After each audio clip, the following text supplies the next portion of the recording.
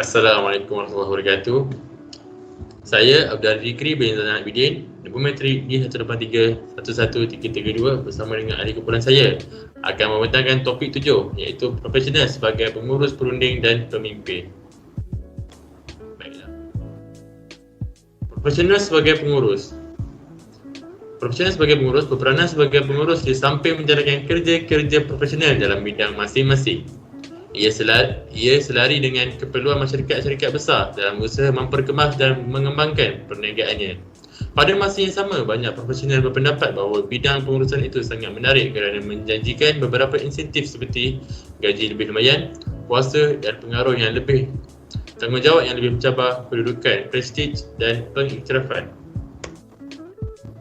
Seterusnya, tugas utama berkaitan dengan etika sebagai seorang pengurus, iaitu menyediakan produk ataupun barang yang selamat dan perkhidmatan yang berkualiti kepada masyarakat umum. Seterusnya, mengekalkan dan merangsang keadaan untuk terus menghormati orang lain, iaitu pelanggan, pekerja dan masyarakat umum.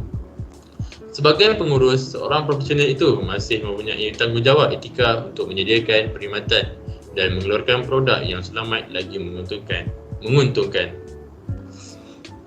Seterusnya, mewujudkan persekitaran etika. 4 kriteria utama telah dikenal pasti dalam organisasi syarikat yang mempunyai persekitaran etika yang kondusif. Penghayatan nilai-nilai etika. Nilai-nilai etika diterima dan dihayati sepenuhnya oleh pengurus dan pekerja-pekerjanya. Tanggungjawab terhadap semua pihak diiktiraf dan diberikan keutamaan bukan sahaja kepada pemegang saham syarikat tapi juga kepada pelanggan dan pekerja. Soal keuntungan diketepikan langsung. Sebaliknya, obligasi terhadap syarikat dianggap sebagai menjaga kepentingan syarikat. Usaha menjaga kepentingan syarikat sebenarnya merupakan satu langkah ke arah mempertingkatkan kebaikan umum. Seterusnya, penggunaan dan penerimaan istilah-istilah etika dalam budaya organisasi, iaitu salah satu caranya adalah dengan memberikan penekanan dan kesedaran tentang pentingnya kod etika organisasi. Cara lainnya adalah diterangkan dengan jelas sebagai pernyataan tanggungjawab etika dalam deskripsi kerja untuk semua peringkat. Seterusnya, menyediakan persekitaran etika dari segi polisi role model. Pengurus peringkat atas menyediakan persekitaran etika dari segi polisi role model yang terbaik. Yang lebih penting, pihak pengurusan atasan menunjukkan kesungguhan dan komitmen yang tinggi dalam soal ini. Soal etika tidak dianggap sebagai soal remeh-temeh, sebaliknya diberikan perhatian yang serius. Baik, seterusnya saya akan serahkan kepada ahli kumpulan yang lain. Terima kasih. Bagi proses membuat keputusan beretika, tugas utama seorang profesional sebagai pengurus ialah membuat keputusan berkenaan perkara yang sekecil-kecilnya kepada perkara yang melibatkan soal polisi dan kepentingan organisasi. Untuk mengurus konflik yang sering dihadapi oleh pengurus projek kejuruteraan misalnya adalah mengikut susunan keutamaan seperti berikut. 1. Konflik dalam penjadualan kerja. 2. Konflik untuk menentukan jabatan manakah yang paling penting dalam satu masa tertentu. 3. Konflik berkaitan dengan penyediaan sumber manusia untuk satu projek. 4. Konflik dalam isu-isu teknik alternatif untuk menyelesaikan masalah teknikal dan yang berkaitan dengan kos dan prestasi. 5. Konflik tentang prosedur pentadbiran. 6. Konflik personaliti. Dan 7. Konflik kos. Seterusnya, walaupun konflik personaliti tersenarai agak ke bawah dari segi keutamaannya, namun konflik ini sangat sukar diselesaikan. Konflik personaliti sukar dikenal pasti dengan tepat kerana bertindihan atau berjalinan dengan konflik-konflik lain seperti perbalahan dalam isu-isu teknikal dan marah hubungan komunikasi. Pada umumnya, terdapat beberapa prinsip yang boleh dijadikan panduan dalam menyelesaikan konflik seperti berikut. 1. Contoh pertama, individu yang terlibat. Asingkan orang atau individu daripada masalah. Ini tidak bermakna hanya masalah sahaja yang dipentingkan. Aspek konflik peribadi diasingkan daripada masalah untuk membolehkan kedua-duanya diselesaikan dengan baik. Seterusnya, berkomunikasi dengan orang serta individu berkenaan dengan jelas dan jujur dan melibatkan dalam proses membuat keputusan sepenuhnya. Dengan cara ini, walaupun mungkin pandangannya terhadap masalah itu tidak ditolak, tetapi dia tidak berasa dirinya ditolak atau diketepikan. Kepentingan, fokus kepada kepentingan dan bukannya kedudukan. Prinsip ini khususnya untuk menyelesaikan masalah peribadi dan etika. Untuk seterusnya, persilakan rakan saya.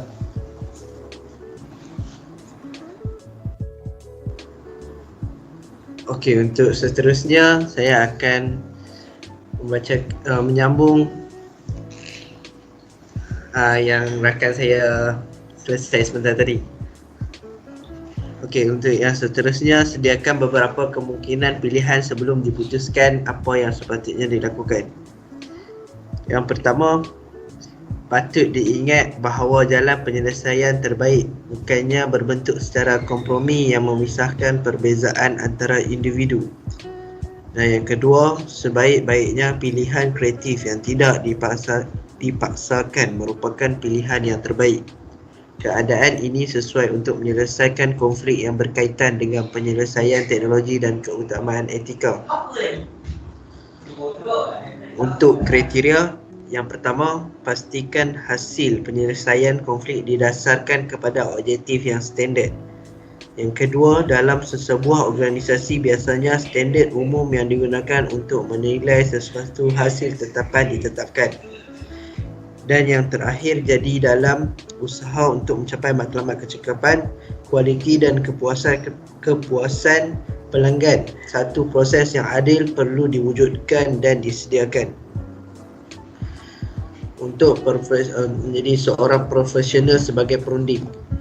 Profesional perunding biasanya menjadi pengamal persendirian. Mereka mendapat upah atau bayaran daripada kliennya hasil perkhidmatan yang diberikan. Profesional makan gaji pula mendapat gaji daripada majikan masing-masing. Keadaan ini menjadikan profesional perunding mempunyai lebih kebebasan dalam membuat sebarang keputusan tentang projek, produk dan perkhidmatan yang diberikan. Beberapa persoalan boleh ditimbulkan daripada keadaan ini. Isu pengiklanan, bayaran bidang kompetitif dan juga kontingensi serta peruntukan untuk menyelesaikan perbalahan. Pada umumnya, profesional perunding tidak digalakkan untuk mengiklankan pengkhidmatannya kepada orang ramai. Persaingan melalui pengiklanan boleh menimbulkan berbagai-bagai isu etika yang dianggap sebagai tidak profesional. Sewajarnya pengiklanan secara sederhana yang dapat diterima dan dibuat dengan niat yang jujur dibenarkan. Seterusnya saya akan menyerahkan kepada rakan saya. Baiklah, seterusnya, penipuan dalam pengiklanan bermaksud menggambarkan sesuatu produk atau perkhidmatan lebih baik daripada keadaan sebenarnya. Ini berlaku dalam berbagai-bagai bentuk atau cara seperti di bawah.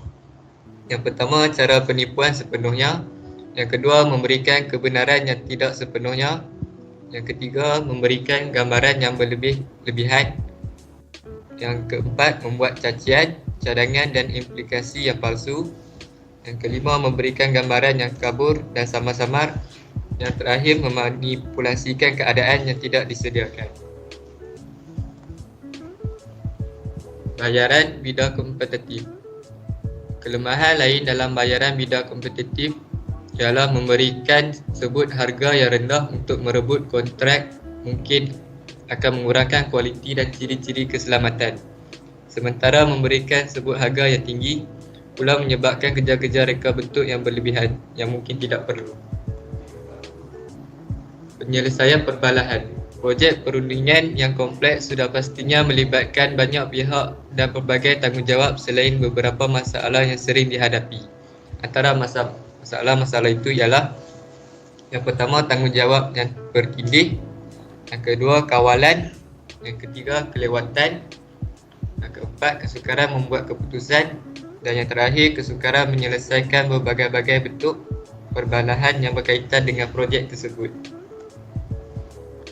Profesional sebagai penasihat dan saksi pakar. Hikmat dan kepakaran profesional kadang-kadang diperlukan untuk memberi keterangan dalam mahkamah. Misalnya, jurutera memberikan keterangan untuk menentukan punca dan sebab satu-satu kemalangan. Peguam dan akaunten memberikan keterangan tentang penipuan atau rasuah. Keterangan doktor tentang kematian atau kecederaan dan lain-lain. Masalah etika yang timbul biasanya dikaitkan dengan hired guns, iaitu seseorang profesional diberi upah untuk memberi keterangan bagi kepentingan pihak tertentu yang kadang-kadang sehingga sanggup mengorbankan prinsip kejujuran dan kebenaran. Seterusnya, ahli kumpulan nyalik akan sambung. Okey. Saksi pakar di mahkamah. Yang pertama, profesional selalu dipanggil menjadi saksi pakar di mahkamah dalam kes-kes tertentu sama ada mewakili pihak pendakwa atau yang didakwa.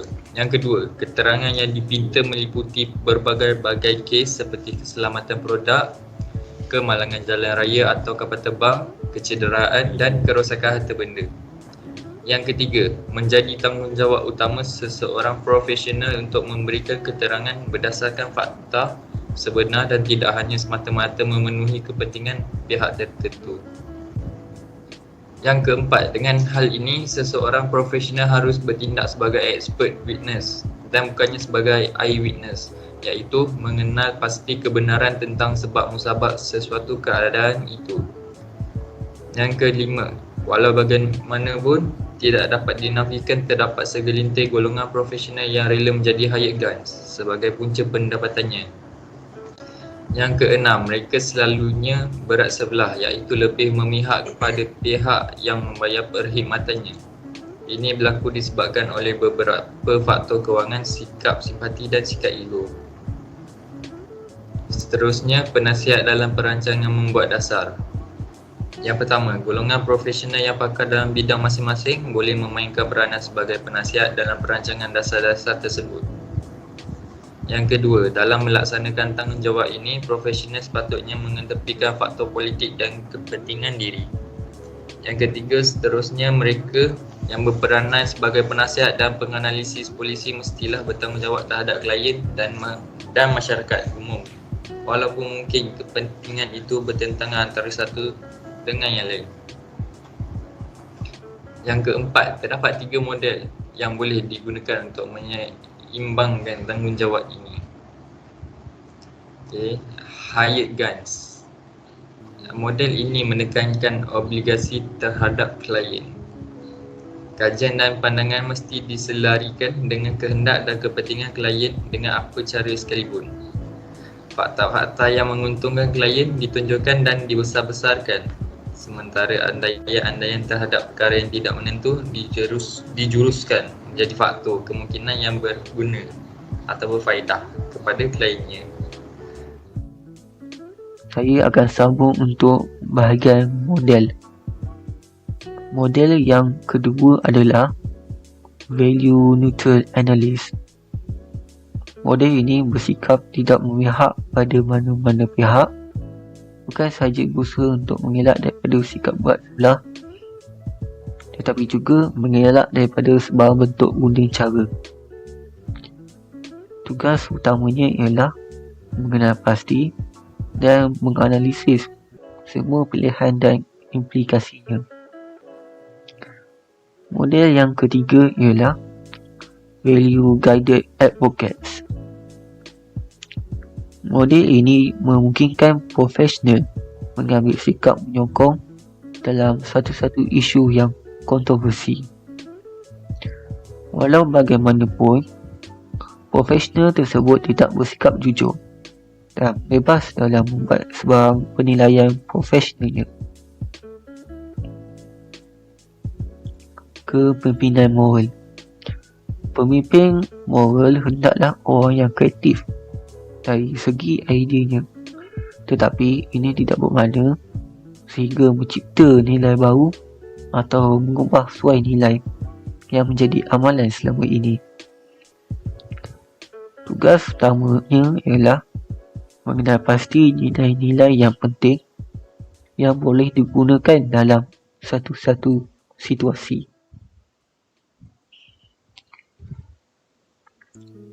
kepimpinan dalam masyarakat. Pada umumnya, ahli masyarakat perlu menjalankan obligasi sosial atau sekurang-kurangnya menyedari obligasi yang diperlukan dari semasa ke semasa. Dalam keadaan seperti inilah dikatakan golongan profesional mempunyai peranan tugas tertentu yang perlu dilakukan.